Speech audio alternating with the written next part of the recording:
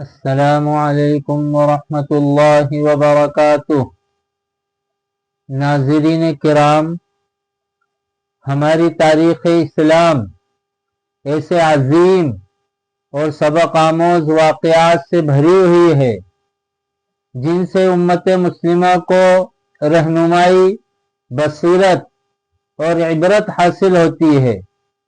بعض واقعات ایسے ہیں جنہیں یاد کرتے ہوئے دل غم سے بھر جاتا ہے اور آنکھیں نم ہو جاتی ہیں۔ آج ہم اسلامی تاریخ کے ایک نہایت دردناک اور المناک سانحہ واقعہ حرہ کا تذکرہ کریں گے جو مدینہ منورہ کی سرزمین پر پیش آیا اور جس نے امت مسلمہ کے دلوں پر گہرے زخم چھوڑے۔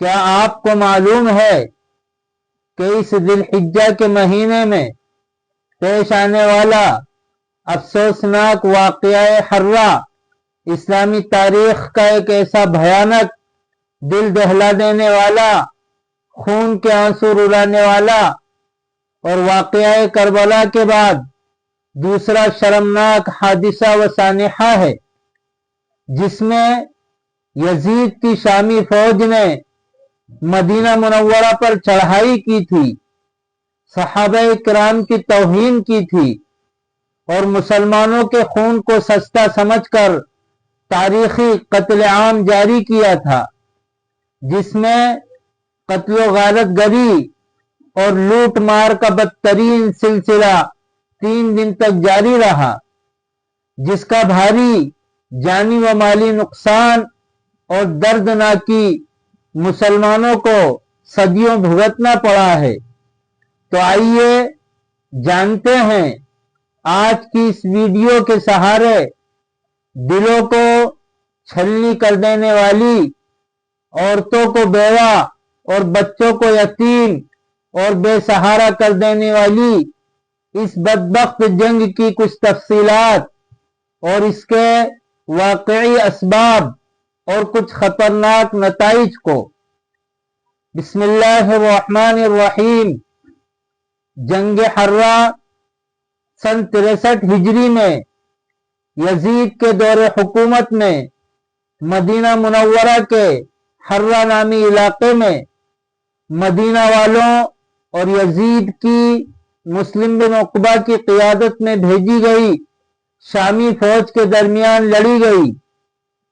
چونکہ مدینہ والوں نے مکہ والوں کی طرح سن 61 ہجری میں پیش آنے والے واقعہ کربلا کے بعد یزید کے ساتھ کی ہوئی بیعت توڑ کر اور اس سے علیحدگی اختیار کر کے حضرت عبداللہ بن زبیر رضی اللہ تعالی عنہ کی حمایت کا اعلان کر دیا تھا اور ان کے دعوی خلافت کو تسلیم کر لیا تھا، اور مدینہ میں یزید کی طرف سے متعین عامل و گورنر عثمان بن محمد کو مدینہ سے نکال باہر کیا تھا، جس کے نتیجے میں یزید نے اپنی ایک بڑی فوج 12,000 لوگوں پر مشتمل بھیج کر یہ خون خرابہ کروایا تھا اور اس جذبے اور بغاوت کو کچلنا چاہا تھا۔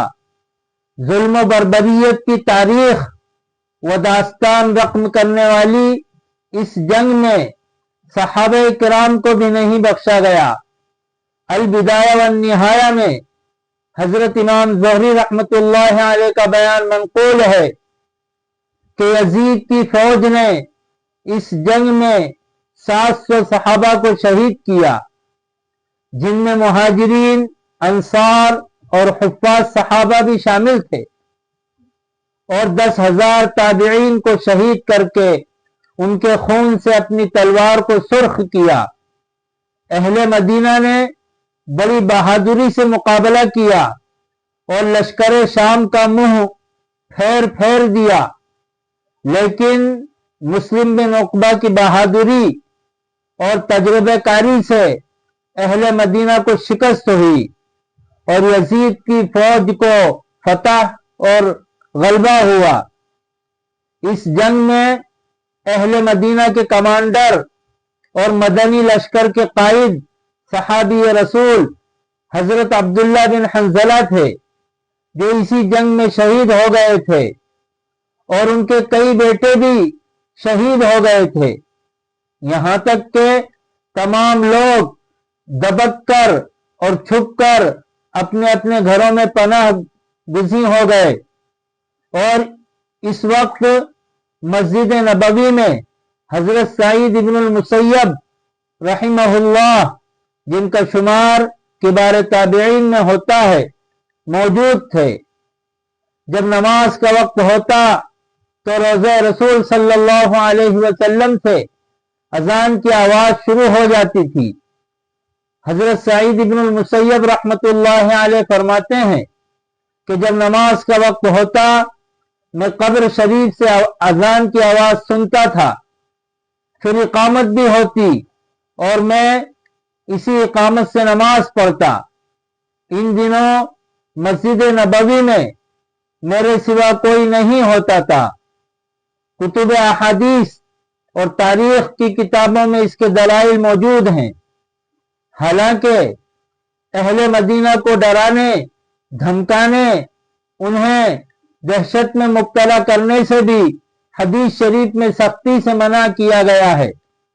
فرمایا اہل مدینہ کو ڈرایا نہ جائے، جو شخص ظلم کے ساتھ اہل مدینہ کو ڈرائے اللہ تعالی اسے قیامت کے دن ڈرائے گا، اور اس پر اللہ، فرشتوں اور تمام انسانوں کی لعنت ہوگی۔